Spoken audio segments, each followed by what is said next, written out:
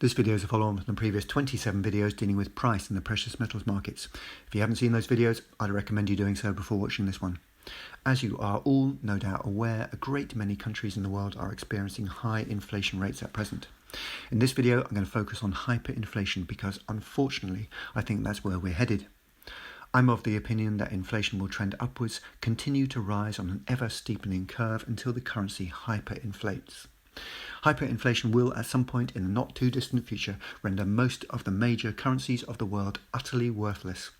As I've said many times before in previous videos, we're in the midst of a currency crisis. Inflation is just an aspect of that, as is hyperinflation. What is the difference between inflation and hyperinflation, you might ask? Well, there are really only three things that need to be considered when talking about the difference between inflation and hyperinflation. Maybe there are more, but these are the ones that I think need be of any concern to us. They are enough, at least, to get a grasp of the situation. The first thing to consider is that hyperinflation is a more extreme version of inflation. Not much needs to be said about this. I think it's fairly self-explanatory. The second thing to consider is velocity of money. This might sound complicated, but it really isn't too difficult to understand. Velocity of money describes the rate at which money moves through an economy. Basically, how often it changes hands. In a hyperinflationary environment, money changes hands very quickly, far more quickly than in the ordinary course of events. I shall do my best to explain why this happens. In order to do so, I need to say that hyperinflation has a strong psychological component to it. This is the third aspect to consider. Permit me to explain. When a country has a high inflation rate, maybe at first people might grumble about the high prices of certain products. They will have to spend more of their income to get the things that they might want or need compared to what they did prior to the high inflation. It needs to be said that the adverse effects of inflation vary depending on your financial status.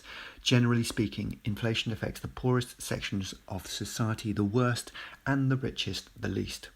Why? Well, because the poor have to spend proportionally more of their income on the basic necessities like food, etc., as compared to people who are better off financially. If the poor have any disposable income, this will diminish as inflation increases. The rich are more insulated from the worst effects of inflation because their wealth acts as a buffer. Even if the prices of food is going up, they can afford to spend that extra amount of money without suffering any real hardships. As ever, it's the poorest sections of society that suffer the most. In other videos, I've made a distinction between the rising prices view of inflation and the purchasing power view of inflation. In my opinion, purchasing power view of inflation is a better way of seeing things. But anyway, I don't want to get sidetracked by talking about this. Back to the matter at hand. People in the poorer sections of society might grumble about the prices of products being so high in an inflationary environment. Then maybe the inflation rate increases even more. Some people in society will probably grumble more about price rises, but others might start to wonder about what's happening to their currency. Then maybe the inflation rate goes up some more, and then some people start to react in a somewhat different way. They might realise that there's something seriously amiss with their currency. They might get a sense that their currency is failing in some way, although they might not know exactly why this is. Be that as it may, when inflation keeps on going up, then over time, irritation turns to fear. Some people start to panic. Fear is contagious. More and more people start to react by panicking. It's relatively easy to get a herd of sheep moving. Fear is a very effective motivator. When animals are frightened, they run. Only a small number need move in the first instance. Others in the herd then react instinctively to this by running themselves. Soon enough, the whole herd is moving. This is one part of the flight or fight response. It's an innate response. It's hardwired in them. It's a feature designed to keep them safe from hunting predators. The shepherd uses this natural characteristic to his advantage. He manipulates this feature for his own ends. How else would one shepherd and his dog succeed in corralling a great number of sheep, moving them from one place to another? Whether we care to admit it or not, we too are creatures.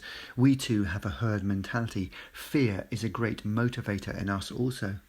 People see some people around them reacting in a certain way and then they act in a similar fashion. This is how the herd moves en masse. The panic mode point is the point where currency enters a hyperinflationary death spiral. This psychological aspect is fairly complex and it's also somewhat nebulous, and what I've described is obviously a very simplified and rather clunky version of events. Each country and each hyperinflationary event will be different.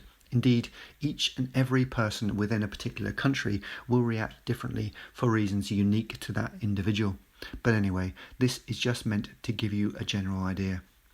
All we need to be aware of is that there's a cumulative effect and also a tipping point is reached. So, in general, we can say that people react differently to prices going up. Some people might react because they suspect that there's something seriously amiss with their currency. And other people might have a deeper understanding of what's going on and realise how terrible their currencies truly are. Whatever the case might be, they all try to buy something with the currency as soon as possible.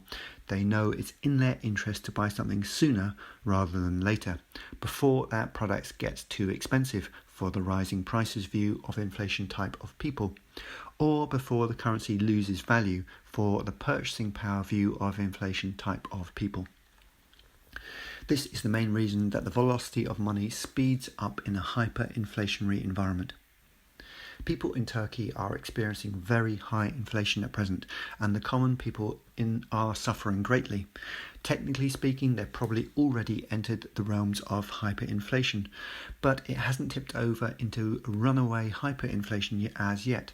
Why not? My guess is that the people of Turkey are used to suffering, and so they're prepared to put up with this state of affairs. We could say that their pain threshold is high. The result is they are not yet in panic mode. I think it's not unreasonable to make the claim that sensibilities are different in the Western nations. People's pain threshold is probably lower. I dare say a lot lower. People freak out over the smallest of things, do they not? So I think it's not going to take too much to reach that tipping point. The other thing worth mentioning is that maybe something happens which causes people to worry. Maybe something connected to the economy, or maybe it's something not at all connected to the economy. In any event, when fear gets into the psyche of the masses and takes hold, that's when things can happen. I split this topic into a number of videos, so there's another however many to follow. In the next video I'll talk about hyperinflation some more, but I'll focus on the store of value and I'll draw an analogy to help people understand the velocity of money better. In the video after that I'll give some real world examples from history. Wise up and rise up.